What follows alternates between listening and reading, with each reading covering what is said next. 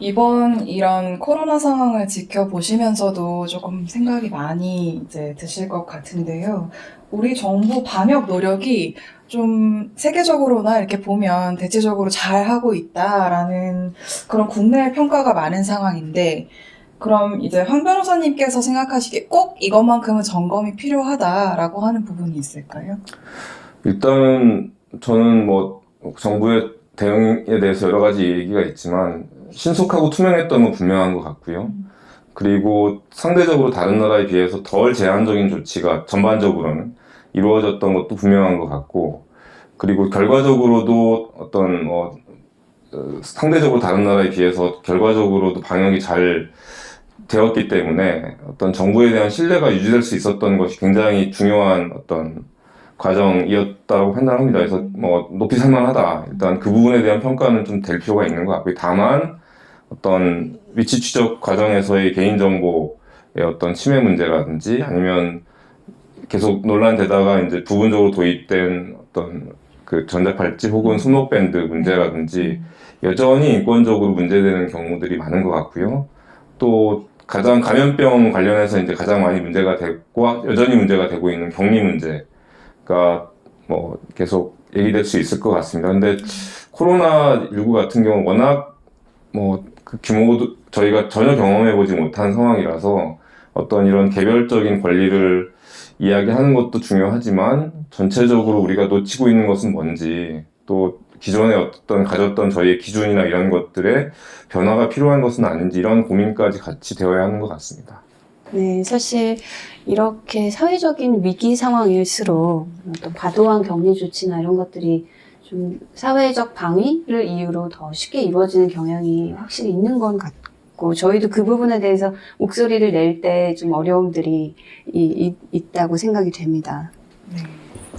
그래서 특히 이제 격리 같은 경우가 아까 이제 그 피해자의 어떤 권리, 피해자의 어떤 상황 이런 것을 연장선에서 보면 이 어떤 격리자만큼 고립되어 있는 피해자가 없다라고 얘기할 정도로 굉장히 고립되어 있는 분들인 거죠. 그러니까 사회적으로는 어떤 바이러스, 사회적인 어떤 공공의 적으로 사실상 낙인 찍혀 있는 상황에서 뭐 완전히 모든 사회생활, 가정생활, 뭐 모든 생활로부터 단절되어 있고, 그런데 그 하소연할 수는 없는, 뭔가 억울한 걸 당하고 뭐 누구한테 맞았다라고 하면 그 때린 사람에 대해서 막 뭐라고 화라도 낼 텐데 그렇지도 못한 상황인데, 그러면 과연 이런 격리를 하는 게 올바른가? 절차는 어떻게 되는가? 그 격리된 사람들의 처우는 어떻게 되는가? 이런 것들에 대한 충분한 정리와 어떤 예측 가능성이 제공이 되어야 하는데 전혀 그렇지 못하다. 법은 굉장히 아주 작은 부분만을 규정하고 있고, 그래서 누구든 격리를 당하게 되면 정말 너무 힘들 수밖에 없는 상황이 계속되고 있는 게 아닌가, 이런 생각이 있습니다. 그랬군요. 약간 황 변호사님께서는 메르스 사태 때도 대응을 하셨었잖아요. 예. 그 메르스 때가 사실은 이제 제가 격리 문제에 관심을 가지게 된 계기였는데요. 물론 굉장히 감염병이라는 것이 무섭고 반드시 예방을 해야 하고 뭔가 사회로부터 이렇게 좀 절단을 시켜야 하는 건 분명한 것 같은데요. 사람들이 이제 격리되기 시작을 한 거예요. 그래서 가만히 지켜봤는데 뭔가 법적인 근거도 없는 것 같아요. 그래서 법적인 근거도 굉장히 부실했고, 뭐 절차적인 부분이나 처우 부분에서 처우에 대한 건 거의 내용도 없었고, 근데 그때 제 기억이 맞다면 병원 격리가 한 1000명, 자가 격리가 한 2만 명 됐는데 이분들이 도대체 어떻게 지냈는지에 대해서 그 누구도 관심을 가지지 않는. 그래서 제 또 역시 기억이 맞다면 그 의료계에서는 2달 후인가 3달 후에 이분들을 우리가 너무 적으로 대한 게 아닌가라는 반성의 목소리가 조금 나오긴 시작을 했어요. 근데 과연 그 이후에 얼마나 달라졌나, 이런 부분에서는 좀 안타까움이 있는 거죠. 그 당시에도 그렇게 수많은 2만 명에 가까운 사람들이 격리가 되었음에도 불구하고 이후에 어떤 사회적 논의가 충분하지 않았다고 생각이 드시는 거군요.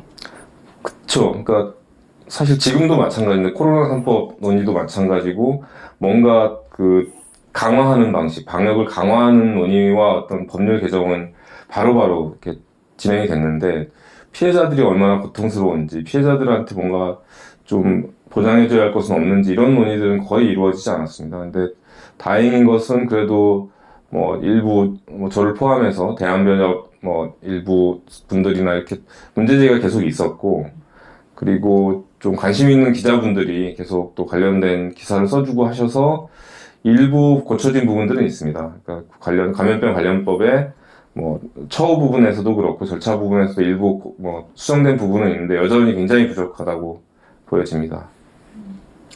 지금 현재 코로나로 인한 이제 자가 격리자 수가 약 한 6만여 명으로 집계가 되고 있는데 여기에 대해서도 황 변호사님 생각이 조금 궁금한 것 같아요.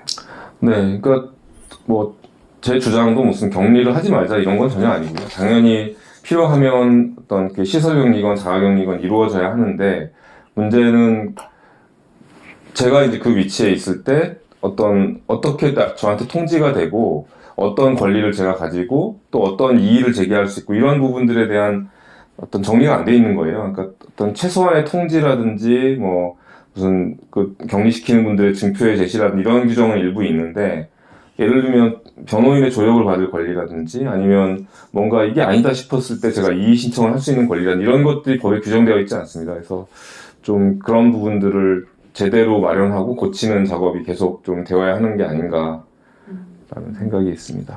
참 이게 역지사지가 제일 어렵다고 하고 저희 공감이지만 공감이 제일 어렵다고 하는데, 이 격리에 있어서도 내가 격리의 대상인가 아닌가, 감염자인가 아닌가에 따라서 굉장히 시각이 다를 것 같다는 생각이 문득 들고, 근데 이렇게 당장 지금 급하고 당장 감염을 막아야 된다는 이유로 원칙이 막 무너지기 시작하면 이게 또 쌓여서 결국은 인권을 침해하는 결과가 생기는 것이 아닐까 하는 생각이 듭니다.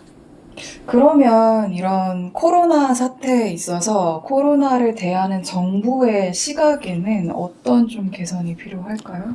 그 위기 상황에서는 당연히 신속하게 대응하는 게 굉장히 중요하고요. 또 뭐 더군다나 투명성까지 갖추면 저는 그 자체로 굉장히 의미가 있다. 다만 위기 상황일수록 우리가 놓치고 있는 것은 없는지 이런 부분들을 바라봐야 한다는 거고요.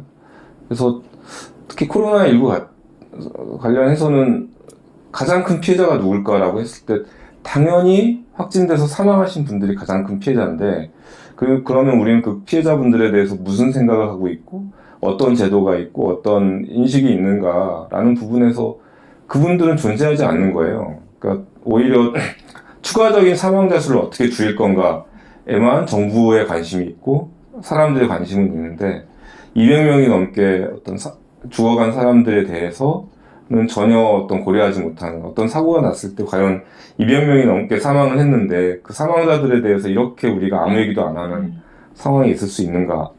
이건 이제 하나의 중요한 예고요. 이처럼 우리가 좀 놓치고 있는 것들이 있을 수밖에 없다, 위기 상황에서. 그러면 누군가는 그 얘기를 해야 하고, 그 얘기를 들었을 때는 또 경청해야 하고 바로 뭔가를 새롭게 만들어낼 수 있는 이런 과정이 필요한 것 같습니다. 격리의 문제도 마찬가지고요. 물론 이게 뭔가 잘 되고 있다고 하니까 격리되신 분들도 오히려 더 자기 목소리를 낼 수 없는 상황이 되는 것 같은데, 어떤 절차와 처우 면에서는 분명히 개선할 점들이 있다라는 부분을 사회적으로 좀 인식할 필요가 있다.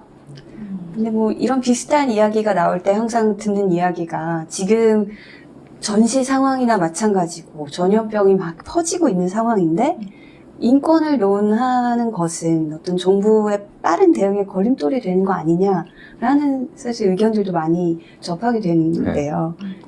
그러니까 이게 보면 어떤 상황이 벌어졌을 때 다양한 가치들이 있을 수 있어요. 근데 그것이 충분히 어떤 사회적으로 논의되지 못하면 하나의 가치만이 강조되는, 저는 메르스 때가 대표적이었다고 생각이 드는데, 격리 얘기를 꺼냈을 때 오히려 주위에서 만류를 했어요. 아니 지금 예방이 중요한데, 감염병을 막는 것이 중요한데 격리는 나중에. 근데 그 이후에 나중에 얘기하는 분들은 없었어요. 그러니까 지금 코로나 사태도 마찬가지인 것 같습니다. 어떤 건강의 보호, 인권의 보호, 그리고 어떤 경제적인 어떤 위기 상황의 극복, 감염병의 예방, 뭐 하여튼 다양한 어떤 가치들이 충돌을 하는데, 그러면 더 논의하고 더 고민해서 균형점을 찾아나가는 과정이 필요한 것 같은데 그런 것들이 제대로 안 된다. 그래서 그렇기 때문에 인권을 얘기하는 사람들은 더 강하게 얘기하는 것이 맞는 것 같고요. 그래서 최소한의 어떤 균형점을 찾아갈 수 있도록 다양한 가치들이 충분히 얘기되고 충분히 어떤 설명되는 과정이 있어야 하는 것 같다, 이런 생각이 있습니다. 황 변호사 오늘 말씀 정말 감사드리고요. 짧은 시간이나마 이렇게 사회적 참사에 대해서 꾸준히 활동해 오신 변호사님의 좀 고민을 엿볼 수 있던 시간인 것 같아요. 그런데 좀 앞으로도 좀 어쩌면 안타깝게도 저희가 이런 사회적 참사에 대해서는 계속해서 나눠야 될 이야기들이 많이 있을 것 같습니다. 네. 또 저희가 이렇게 다양한 인권 옹호 활동에 매진할 수 있는 것은 저희 공TV 시청자 여러분들과 후원자 여러분들이 마음을 모아주셔서 라고 생각을 합니다. 저희 앞으로도 많이 후원해 주시고요. 또 지켜봐 주시고 격려해 주시면 감사하겠습니다. 네. 네.